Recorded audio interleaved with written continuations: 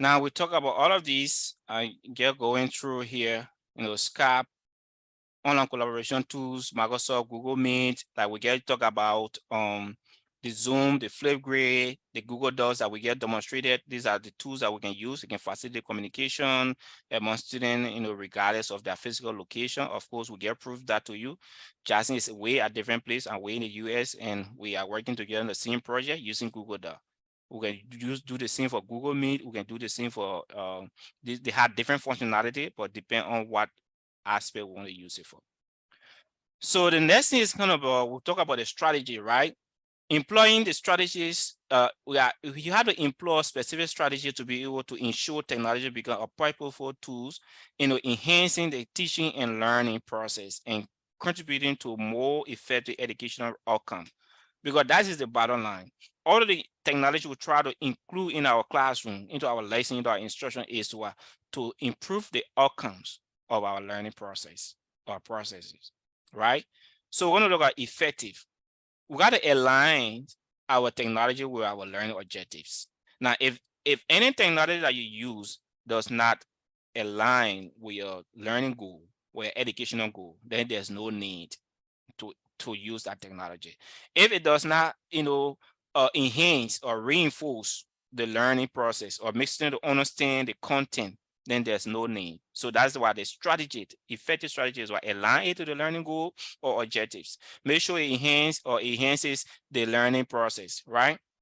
Use technology for active learning and student participation. So active learning is making students to be involved into the learning process. And active participation that we just did, for example, working on a project, students are really involved, participating, right? So you can incorporate quizzes, pool, and visual stimulations as well into your classroom, right?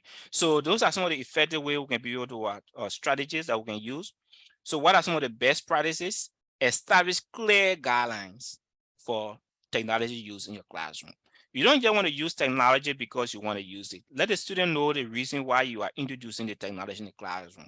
Have a purposeful and responsible way of using the technology, right? Set a clear expectation on what students are going to do with the technology. If you're using Google Docs for what purpose, if you're using Google Classroom for what purpose, okay, make sure you are clear with the online behavior, because get how students can be, bullying people in the physical classroom. They can also do that in the online community.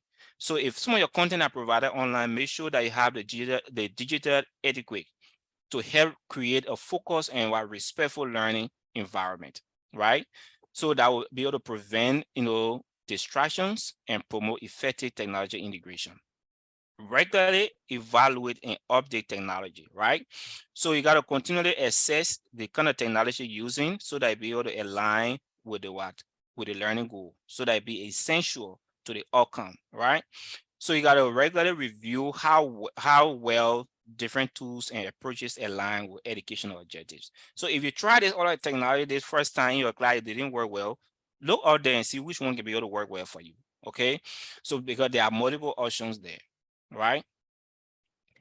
And benefit. Oh yes, there are tons of benefit, but we cannot fit all of them on the screen. But most importantly, it improves engagement and motivation. Remember, we talked about that at the beginning. So technology integration captures student attentions, right? And through interactive elements, multimedia content, and gamified approaches, quizzes, different kind of game, you can make students to be really immersed into the learning process, right? And a personalized learning experience that cater to individual needs, right? So technology allow tailoring lesson to student learning styles. Some people learn differently. So it will help you to be able to tailor to the learning styles of the students. Enhance critical thinking and problem solving skills. That's one of the good things. There are skills that people need in the workplace: communication, problem solving, analysis, evaluation. Using technology, if you know how to best integrate the different type of technology in the classroom, can help you to improve student critical thinking skills, the computational thinking skills, communication, problem solving skills as well. And you can be able to have access to up-to-date information resources. All the current information that you need, you can be able to have a worth of current information. and educational resources around the world. So you will have limitless access to different and new information that can help you. Instead of you teaching that nothing we book history book, you can be able to teach students current issue that will be able to that can be able to learn from and impact their life. So those are some of the benefits of technology integration. And what next? It's been a long ride. Hopefully, I'm glad that you are still sticking with me. So, conclusion. And these are the key take a home take away, right? Take away message take home message. That's the word I wanted to use. These are the key take home message. Why do we integrate technology in a classroom, and why is it important for to integrate technology in a classroom? Because it's empower learning. Technology integration empowers educators to create engaging and personalized learning experiences, fostering active participation and improving overall student engagement or student learning. First, it nurtures critical thinking. It helps students to develop critical thinking. It can be, it can be as simple as PowerPoint presentation to complex as learning how to do coding, how to create different visual elements. So it all depends on which aspect you want to start from.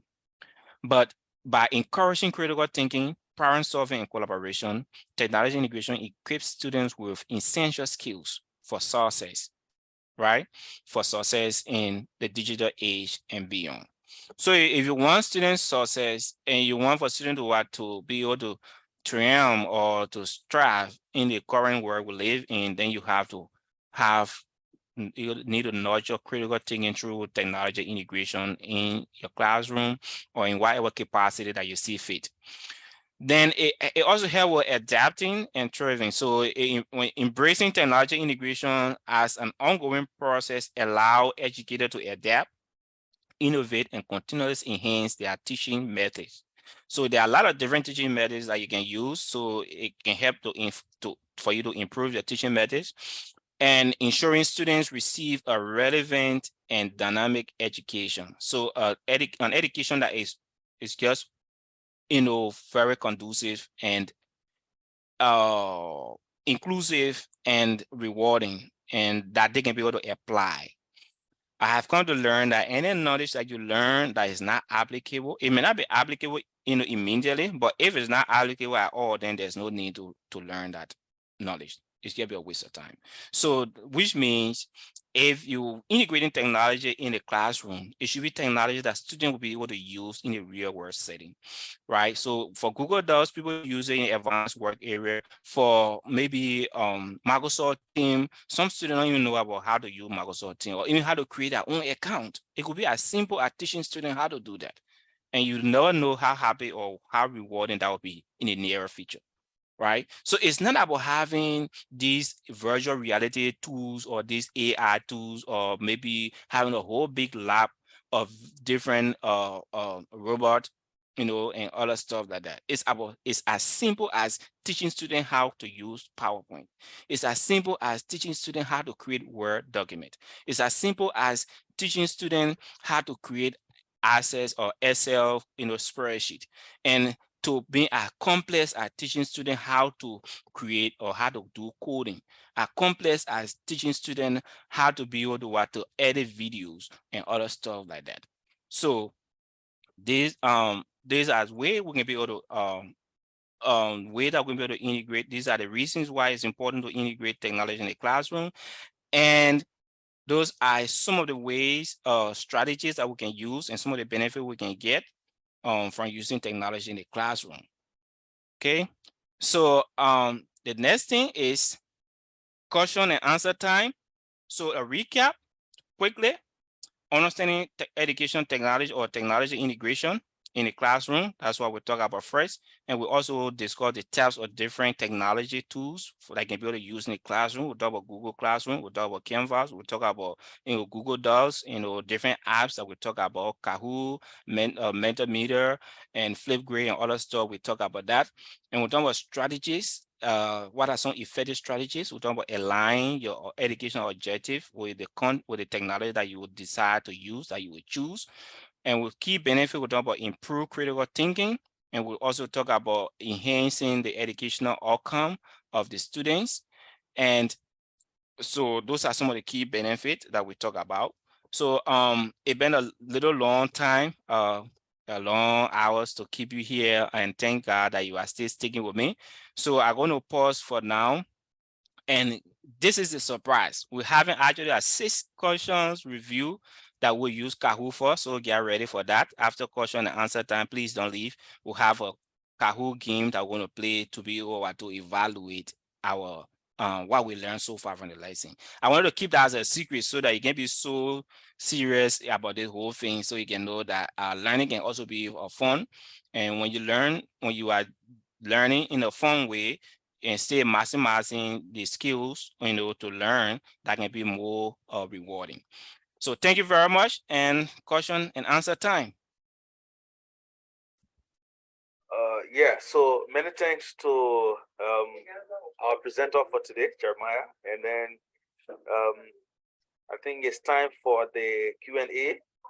If you have any questions, you can start with that.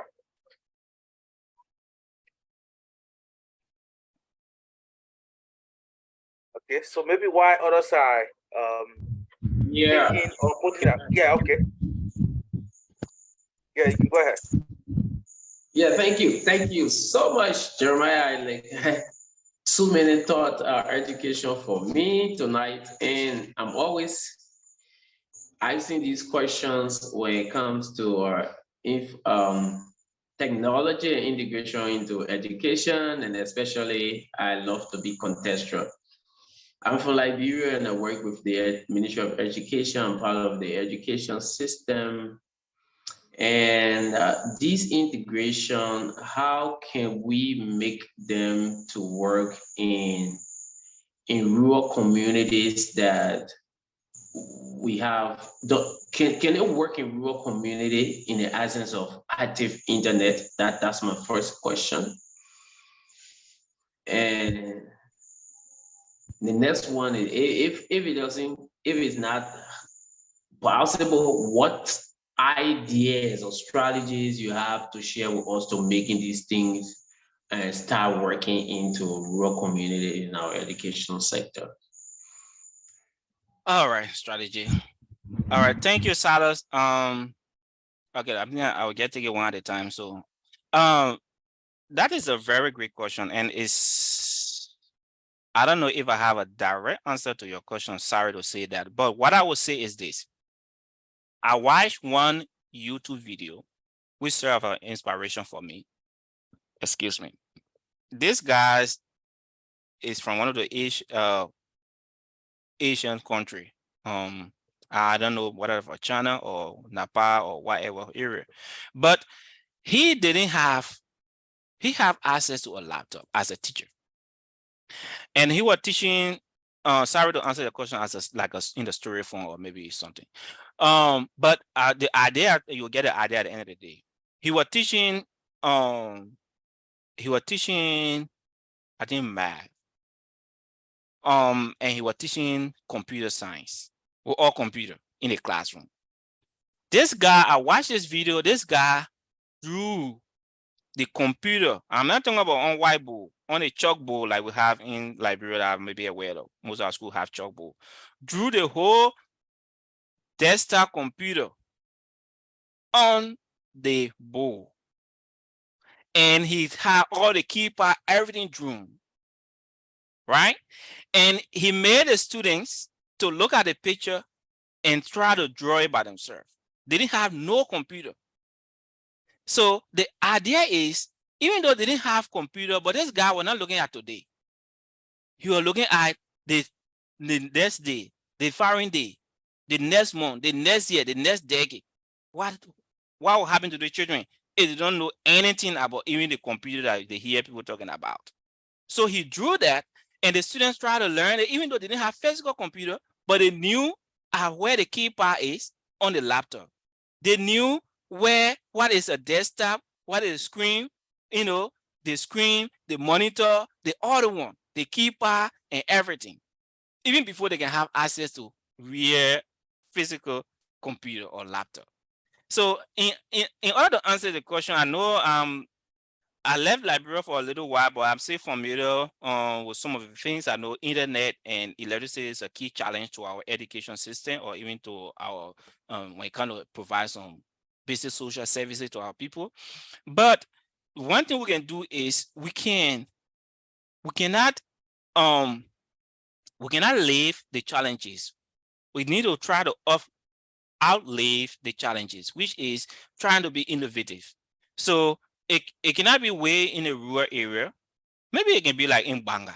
Maybe it can be in Todota. Maybe it can be in Kakata.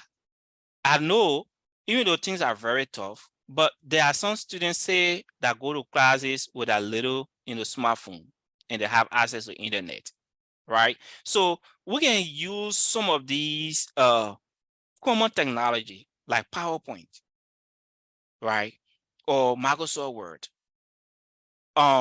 to be able to introduce students, because when the student graduate, I have a personal experience when I graduated from high school, even though thank God our parent, that are so rest in peace, help us to get exposed to some of the things we started learning on the tablet.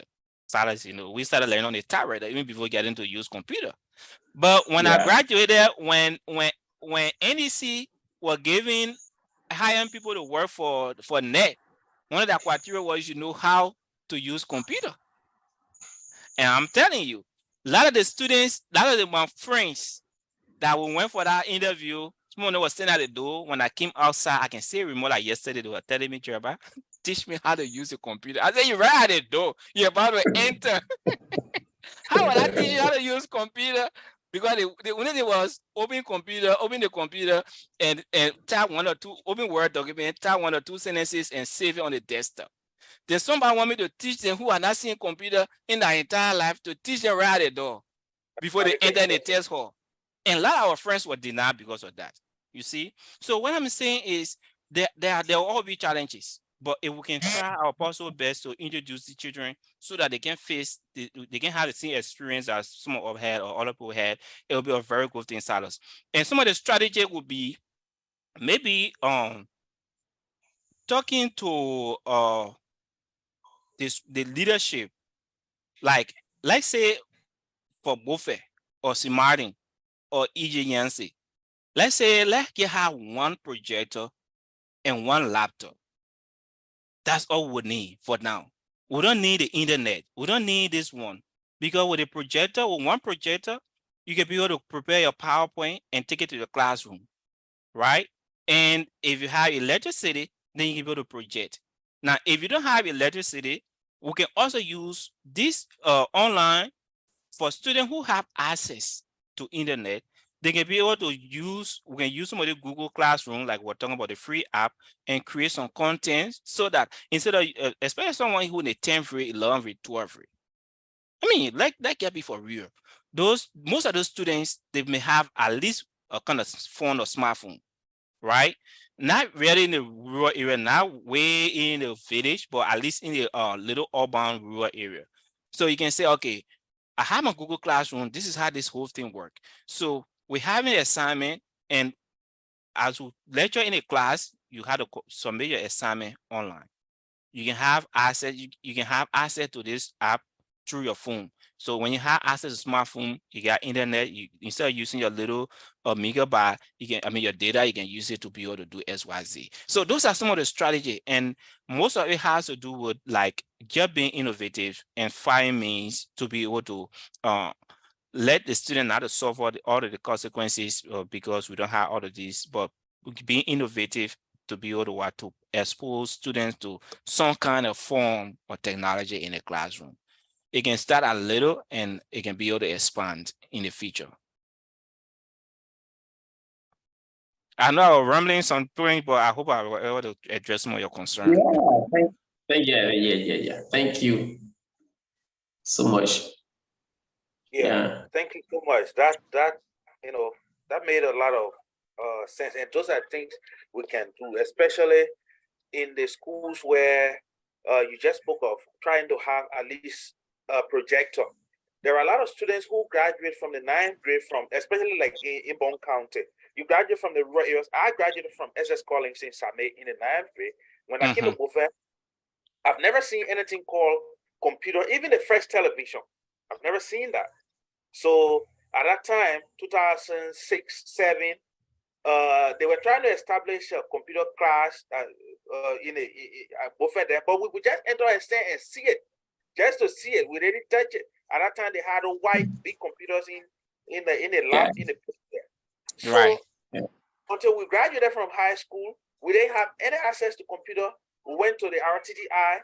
By then, we had these guys there, RTDI, Johnny and other guys. They were there. They had a few computers in the lab there. There we started, actually touching the computer.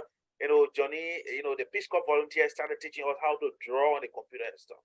So I mean, if you can just have a projector, people who graduated from 9th grade in Bogota, for example, or in Same, other places who don't have any computer lab, if you can introduce that to them 10, 11, and 12, they're not going to have these kind of experiences that I'm talking of. So I mean, it's a very good idea, and I think those are things that education administrators can really work on alongside administrators, alongside with teachers and institutions to see how we can have those environments.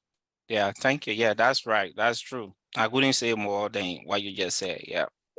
So yeah, so sure. I mean, we are also going live on Facebook. So I don't know, are there people there sending questions? If there are any of such, maybe you can read it out. Then the presenter can respond to them. Actually, I don't think we have questions now on Facebook. Okay. Just also check the chat room. I mean, the chat and see. Yeah. So someone tried to join, but they have like some issues with the internet. Yeah, just what you guys are discussing, like the internet. So like right now, they are keeping the government or whoever people in authority in the country should focus on, like having it, constant electricity, internet, and maybe road network. These are basic things we need, if we really want to make the progress. Like, yeah, because these are some of the things, we thought of, we decided to introduce SES, for example, so that we can have like platform that they to discuss some of these things, to introduce some of these online or some of these tools to people as soon as possible, so that it won't be like every one of us have like similar experience, like when I came here, I was doing a course called Introduction to Python. And to be honest, my first semester after the midterm exam, I dropped the course because like I couldn't type, like especially some of these figure, and unfortunately for me, I was using Turkish keyboard. I wasn't even used to the normal, like, standard or American keyboard. Then I saw like the Turkish keyboard. So it was a kind of nightmare after midterm exam. When I saw my grade, I think I scored, 40 or something less than 40. So I just dropped the course to prepare myself, to get more familiar. But here I am today, at least I can be able to navigate or do lots of things with a computer. So the sooner we introduce some of these concepts or some of the tools to the people, to the students in the education system like Bureau, the better they're gonna learn some of these things. Yeah. So that's true. Yeah. So we have lots of things to do. Yeah, you can go ahead, and Mr. Joaquin. Yeah. So like my personal experience, and thank you so much. I'm really happy to be a part of this, and I think we need to do more on our teachers because they are the one who should really create the stage. My practical experience has already allowed me to learn that most of our teachers still see the computer technology integration into the classroom as a challenge. So if you don't have a teacher who want to be familiar with the computer, then how about our student learning?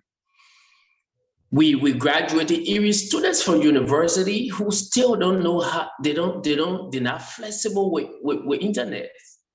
They're not flexible with email, rather, so they only do Facebooking, but those, importing link and apps and tools that we should use for education expansion still.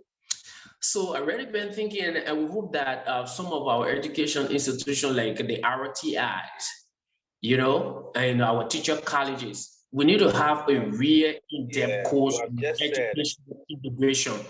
It will teaching if our students are graduating from the education college. One assessment they should be able to do is how can they make use of technology. And I've been like speaking this out because if we graduate and all of them are graduating like in an analog students, we will continue to do. The few of us who are like little bit familiar, we have the opportunity to travel and then come back. But if institutions don't really put their feet on the ground and say, look, you graduating, especially for our education colleges or RTIs, let's make our teachers to be able to do presentation using the PowerPoint and like that. So by the time they're going out to the classroom, they got something. But over the years, even other higher education, you even ask teacher to use a PowerPoint is a problem for them to have the computer, they're not able to do it. So we hope that we can have a way to get more across some of these university and see how we can talk with college deans and see how they can look at the course catalog and curriculum, because it's really important. We are in the stage of technology now, but with graduate students who are teachers and they're not able to ready to a PowerPoint. The education thing is just on the surface. The technology thing is just on the surface. They do more theoretical writings than hands-on. So it's very I'm moved by the presentation. I'm just thinking now, how can we reach out in solving problems with these higher institutions, because they're where our teachers come from and get prepared to teach. And they graduate, and some of them don't even, I'm telling you, I'm telling you, people graduate from education college, working in Google email is a problem in this country. Yeah, So yeah, that is it, Silas. And I think it's that the challenges will always be there. And I think the last time you and I were having conversation, I was like, if the Liberian government could get the two things for the citizen, electricity and internet, like access to free internet and provide stable electricity, that will be a lot, because all of these things we're talking about, if you have access to internet and you have access to electricity, that alone can drive a lot of innovation. That alone can do a lot, because you don't really need to buy a teacher a laptop. You don't need to buy a teacher this one. But when those basic social services are provided for our people, that can spark innovation. Okay, so like for you, Silas, you will volunteer, for example, if teachers in Bagan have access to free internet and constant, stable electricity, you can volunteer and say, okay, I having during the vacation, I'll be providing training for teachers on how to use PowerPoint. Some of the teachers who are interested can come, they can enroll into that particular class, and you can be able to teach them. And that also one of the things the School for Continuing Learning is here for, because some of the teachers who have interest to learn particular skills on how to do this, eventually we can be able to develop some courses that they can be able to have access to it, how to do this, how to do that. And it will be like like being a lifelong, being an educator, being in a classroom. You got to be a lifelong learner. You got to be willing to be able to up skills. That's why I would say up skills. You got to learn something and unlearn something. So unlearn the old way to go into the classroom and standing in front of teacher, students, and talking all day, and be able to learn other things that you can be able to integrate into your classroom. But the challenges, like I said, the challenge will always be there. But in the midst of the challenges, the question is, what can we do? We need to start from somewhere. And that is one reason why we're having this webinar, so that we'll be able to provide some awareness on what are the possibilities out there and what can be done to enhance our education system, because everyone have related to all our experiences we had coming up, in school, in high school. We didn't have access to this. Some of these school institution just have, they say computer lab, but it's just a decoration. They don't really use it. You know, they don't allow students to get access to it, to even use it. Student graduate, they don't even know what is Microsoft Word in this 21st century. And on the higher up, our education system, the DO, the CEO, the ministry, these are things that should be our talking point. We need to align. This is now time for to align our curriculum objectives and include technology into it. We need to align our educational goal, the nation or our educational goal. If technology is not part of that, or maybe if a 5 top goal, if technology is not included into that goal, then I don't know where we're heading. Because you cannot, is a reality. There's no way you can disengage yourself with the reality of technology. There's no way you can ignore it at this moment. And for some of us that left the country and traveled to other places, it was challenging. Like, you know, Jackson was just sharing his own challenge, but we have to live it, we have to endure it, and we don't want for the current generation in the classroom to experience the same. This means we are not making progress. I mean, you just saying something. I mean, on my way to, at a time when I was going to China, I sweat in the airport. This is something very serious. That rolling elevator. That rolling elevator, for me to step on that elevator to even climb up at that time, I was the escalator. I was scared of that thing like nobody business. And people were just walking at ease. I was just standing there, others were passing by me, and my time to catch up with the next flight was going. Until I had to come to see one of my friends who came from behind, just came out. The way he stepped and said, I catch it, bro. How we all jump on that thing. So simple things. Yeah, it's something simple. If you don't learn those things, you go out there, you're really going to suffer. It's a serious problem. I mean, it sounds funny, but it's really serious. It's serious. A biology teacher teaching the human skeleton, they got to draw it on the book. Or they want to teach the heart. You can't even get a projector for us to see the color of the various parts of the muscles. You got to draw the muscle. You got to draw it. I expect students to understand the periodic table when you discuss it. They don't even know the colors of the various elements and stuff. I mean, it's something really difficult to deal with. So we need to put these things really forward to see how, you know, our educational system can be integrated in these things. I got one success story with the education integration. You know, I will not call the institution, but I will lecture in one institution, and all along the student had not had the experience of online things. So when I went, I told the people, no, for the past time, I don't know about chalk. I'm using whiteboard. I'm using whiteboard and my different links. So when we introduced it to the students at the end of the semester, the student asked that I need to continue. And when I asked them why, they said, you know how many dollars you save for us?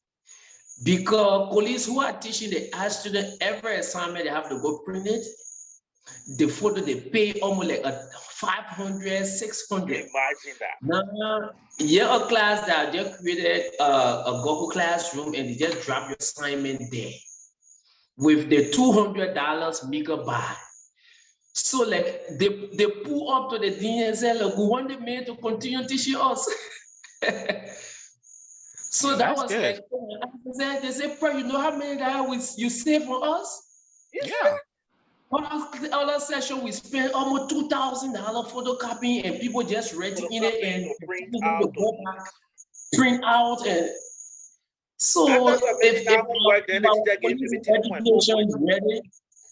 our college education know this benefits, some of the things it brings to the students when you integrate technology, you always want to use it because with the kind of country and what have you want students to do assignment, they wanted to print it, you bring a draw line in and tell them go redo, you know. Especially Sarah, make a join me, especially like when you talking about let get forget about high school. Let's go to university. So you tell me all this, most of the children in UMU, AMU, wherever you tell me they don't have access to smartphone? They do. They have. But teacher, how many of the teachers having even to use some of the fund of technology? Like it's a simple Google Classroom. So if you're teaching sociology, because they where I come from anyway, that's my background. So I mean, play what I'm comfortable with. So if you're teaching sociologists, for example, you can be able to like in the undergrad level or even communication, whatever course you're teaching, those students in the college, university, let's say like you forgot about the whole outside of Monrovia. Let's take Monrovia as a case study and have each instructor or professor have a Google Classroom attached to the class. So students go have lecture in class and 50% of their content is online and they submit 50% of their assignment online. So they got to do review quizzes, they got to do essay, they got to do other things, they submit it online. Now, what happened to that is you'll be like Sarah said, you'll be saving a lot of money for photocopy.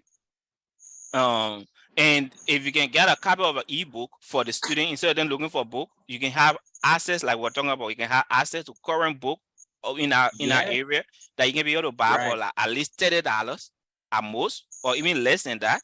But that book will take you for years, for 2, 3, 4 years, and you can be able to upload that book, that ebook, to the Google Classroom. So instead of students struggling to find access to the resources, they have access right to the resources by the time they log onto that Google Classroom. And they can be able to read and come in class. So, I mean, it can be as little as that, right? Some of them really don't cost much, but it get depend on the instructor, on the teacher innovation. And it really sad in my heart that people who are graduating from teaching colleges in Liberia, like Sarah was saying, don't know how to use computer. That is sad. It should be one of the primary requirements. In my own opinion, if you ask me, I would say before a teacher graduates from any of these ZRTDI or KRTDI, they should be able to know how to at least work in Microsoft Word or how to prepare PowerPoint and present it in the classroom. That should be that is a minimum requirement for teacher. It should be a minimum requirement for teacher, right? Because if they go in the classroom, even like Sarah was saying, even they have access to the computer lab, they won't be able to make use of it. That computer will be there, be getting doxed because they don't know how to use it. Sure. So I mean, I think we're taking a lot of time, but guys, I see one of my best friend. I hope I'm not John the Gun, but Fred. I think Fred get John also. Welcome, Fred. Say I'm the presenter. Let me get welcome you. Yeah, Mr. Sodom, you're welcome, man. Do you have any thank you. input? Thank you, man. I just saw this online. I said, let me join my guy and listen to what they're saying. You know. Right. Yeah, welcome, Mr. Solo. Yeah. Jeremiah is presenting on education technology and some of the training issues in our educational environment. So, I mean, it's an interesting topic. It's very interesting. Like everybody share listening to people. Myself, when I came to the US and going for my master's in human resource development, it's not something easy. Like everything we have to do with training, we have to do data. Like even the Excel, going through the Excel and all these things, PowerPoint was difficult. Can you imagine having a bachelor degree and going for the master's and have no sufficient idea on these things? And it's a tough time, but you have to put extra time to be able to work through it. I took extra time going on campus, talking to student lecturers and other people so that I can be able to catch up. So I think one thing we have to do is our educational system, we have a low data collection process. So if you have a low data collection process, it's going to be difficult to solve the problem.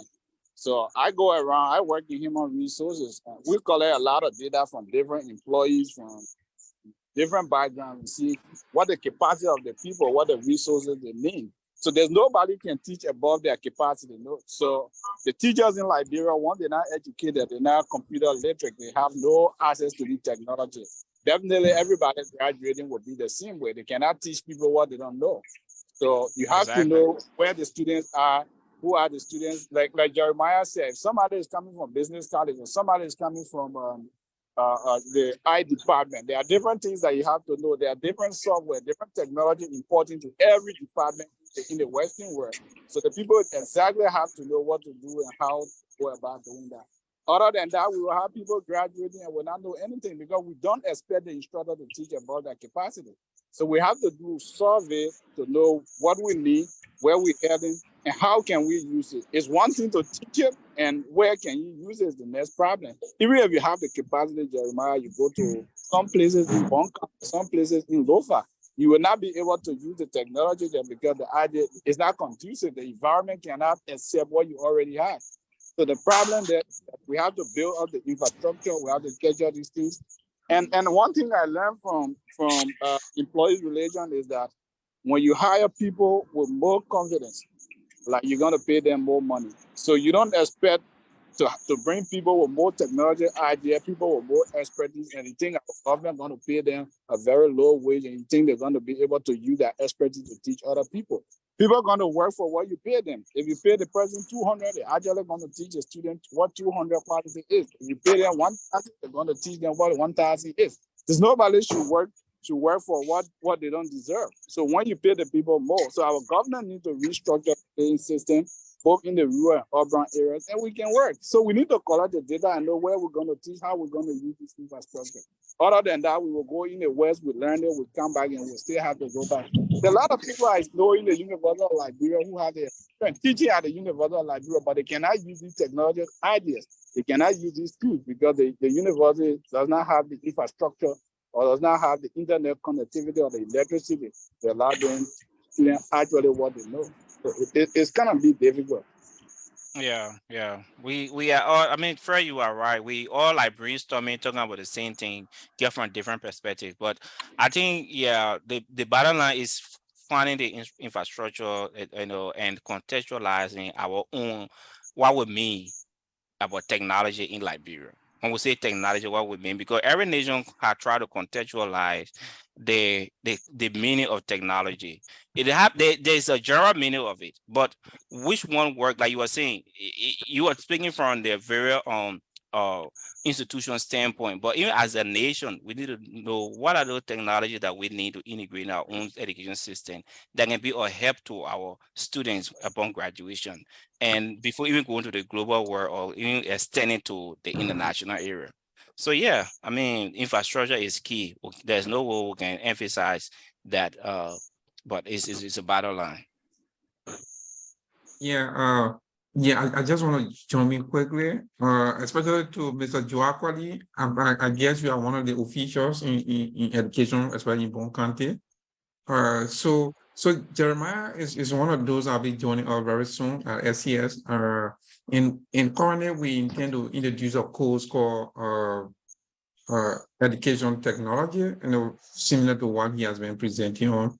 So I think this will be like a kind of opportunity for teachers, and because like these courses, our courses are actually offered like during the evening hours. So this will be a kind of opportunity for some of them to actually be able to join and learn some of these tools. They could use their smartphone to go through the lectures, and then some of the exercises that will be assigned to them in Google Classroom, they can use maybe some public computer, or like I know, for instance, in Bon County, they have like some like centers where people can go and do some work on the computer. So I think we have to start from somewhere, and this is like SES own way of helping, especially when it comes to technology like Viva. And like we have other courses, for instance, internet for everyone. So like in our course, we try to teach students like how to like take for example what is happening in Liberia right now at the moment as we speak. Like earlier on, we give a kind of warning that even in the SES chat room, I told people that smart AI is a scam, for example, but people they didn't know because they don't know the detail. Like for instance, if you check Google Play Store, if you check Apple Play Store, you don't find the app for smart AI. So that should be a red flag. If you check the website, when was it domain registered? When the domain will be expired? We checked everything, and we told people that this is a scam. People didn't believe it, only because of the limited knowledge when it comes to the internet or technology. And today, people are there, complaining, oh, I deposited X, Y, Z. So all of these things comes down, when the society is lacking some basic thing that they really need.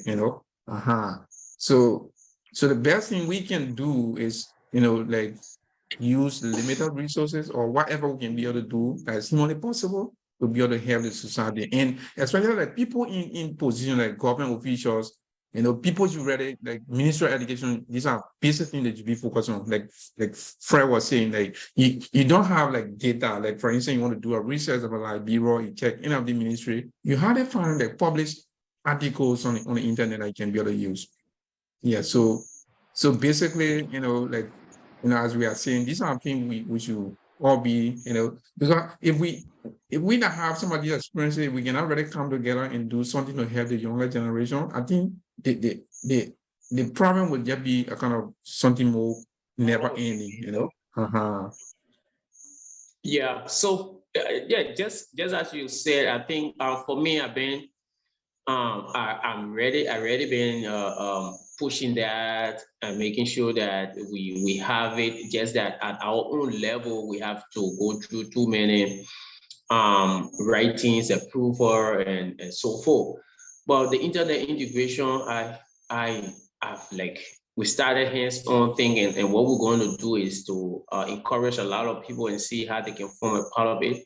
Some of our group or institution that we are associated with or affiliating with, we're going to encourage people, especially from the education college, to see how they can have take advantage of the the course from the SCS training, because we really need to make it a hands-on thing.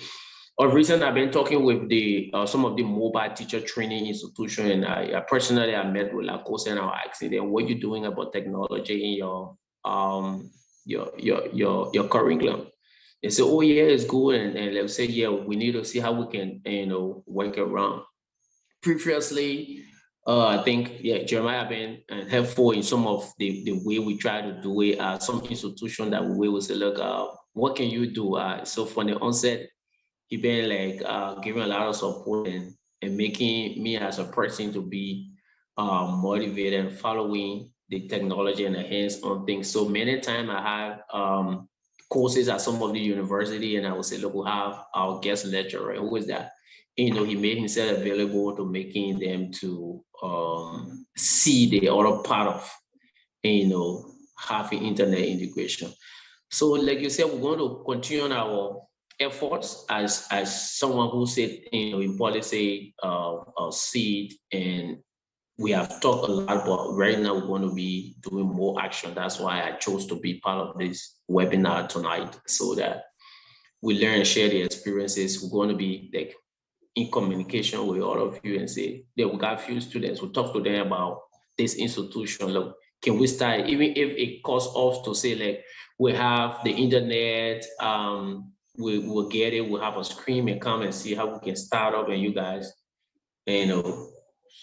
let's start doing something together, and from there, the motivation start. We're going to see how we can get it going that way. But I think it's good we really take more actions than just the way we've look at it. Okay, so that's a very good idea. If it comes to like needing the facilities, maybe we can see how all we can rally around. For example, if we can get a designated classroom, for example, especially as an educator, you will have a lot of control in getting classroom in Bangai, some of these higher institutions of learning, or some of the high schools. Get one large auditorium. We can rally around and see how we can get a projector. Many times I got Chinese friends who bring in containers and stuff from China and stuff. We can work and get some of those ones, set it up in an area where if you can have occasional, teacher training, refresher programs and stuff that you can be able to write for as a project we work on. Today you say SYC teachers from Kukuya district, maybe SYC schools, they come. Even if Jeremiah can virtually, and once you can project it, those teachers are there. I mean, those are things people can start working on. You get certain strategic teachers. You can bring all the teachers from a particular school, but if you can get a smart teacher from there, he will go back again and share it with the rest of the teachers. Those are things we can start working on from the beginning. Now, before you look, once it gets government attention or maybe county level attention, then we can start making it bigger and bigger. So I mean, we're all willing to work Yeah, Either you that's what we're going to start off this opening. We're trying to see how we can have a refresher, and that refresher we want to really introduce technology in the classroom. And I know right, you guys will be on the standby. We're going to communicate with you, but we want to start it. We've talked it, we want to start. Let's see what we can start off. Getting projector, getting a hall, yeah, and getting to other institutions and say, look, just bring your people and let's see how we can get this started up. I know people want to show up for that. right, So let's do that and see how we can, share our views and get it started for our teachers, because they are the one need to run with this. Just as Fred said, if you don't know it, you don't give what you don't know or you don't have. you can do it. And I think our all of our experiences have made us to come at this stage to making sure that at least what they don't have, the ability we have to making them to have it, let probe in and make it more hands-on and active, so that they will be able to get across to our students and future leaders. So I think that's it. We have gone like over 2 hours now. And yeah, so on behalf of SES, we just want to say thank you, everyone. Thank you, especially to our presenter, Mr. Nuatomue. It has been a kind of great discussion. We have learned a lot, and there are, lots of tools out there we can be able to integrate into the classroom. Yeah, and also to the participants, we want to say thank you for joining us. So at SES, every month we have a webinar. So like this month, we're going to have two of them. This is the first one. On the 27th, we have another presenter. She's going to be presenting on mindfulness, something more personal growth. Yeah, so our Monday webinar, as I said earlier on, is a kind of way of interacting with people who have excelled in their professional, fields, and they can be able to share their personal experiences with, and we can have like interactions with them, like what we are doing, discuss issues are more relevant to, like more relevant to personal growth or the growth of our own nations and so forth. And also, and if any of you, like if you are interested in like being one of the speakers at SES, we can chat over us. We're going to arrange it, and you can have the time to be able to present and discuss something more from personal experiences. Yeah, so basically that's what we do, because we don't want, like, we want, if we are presenting, for instance, Jeremiah is education, so he presenting something that he has that personal experience, that's something he's doing on a day-to-day basis. Yeah, so that's it. I think we can close. It's a great discussion. If we keep going, I think we can stay here for the next 2-3 hours, but we just want to stop here actually. Yeah. So thank you, everyone. Yeah, So Nama, yeah. Thank you, everybody. Thank you. Thank you guys for having me. It was a great, learning experience. We were learning together, You're and welcome. always my pleasure to be a part and parcel of this initiative. Yeah, Yeah. So, And Jeremiah is going to join SES very soon. Yeah. Let me get quickly join yeah. SES. So Jeremiah, welcome, man. Yeah. thank you. Yeah. Uh, And Yeah. man, Jackson, So we have to thank you, man. Thank you for your contribution. yeah, it's every one of us, man. Especially Sam, who is in Liberia. If without him, I don't think we're going to establish SES, because if you look at the historicity of SES, it just started with a conversation between the two of us, and we said maybe we can make this thing, we can take it to the public, My and man, and my man, that's how we just started. Sam is a magical man, my man. Just imagine the man are expert in Chinese. That man a magic man. We gotta use the man to do plenty of things for all in that. That man a magic man. Yeah, I said, yeah, More all the men speaking Chinese and reading it's still confusing to everybody. yeah, yeah. So well, that's that's it. it. That's it. That's it. If the making learn Chinese up to the master level and teaching it, so it shows that his tenacity, So such a man be working with me, even if people say things are impossible, you know, he with him you can make it possible. Yeah. I So mean, to be honest, without yeah. him, you know, SES couldn't reach this far because you know I'm in Turkey, but he's doing most of the work on ground. You know, and we collaborate. We talk most of the you know like providing you know using own personal data. You know, there are lots of things. You know, yeah. So we SES is open to everyone, you know, Oh, we open to new ideas. People can yeah. always come and share with us, you know. Yeah, because like SES is not really about profit making, it's about how best we can. Like I always told people, like the main problem in Liberia has to do with our mindset and maybe, you know, especially when it comes to education. Our education system is very weak, so we should be able to find way where people can have a kind of platform, That's always improve themselves, you know, Exactly. and see To how we can reinforce our minimize the value system. politics. Yeah, yeah, yeah. So yeah.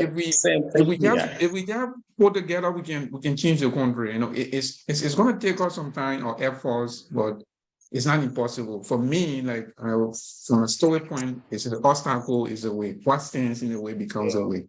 If we don't start now, who is going to start? I mean, we got to start Uh-huh. for the Yeah. incoming generation to benefit. That's the only Yeah, time. that's good. It's really good.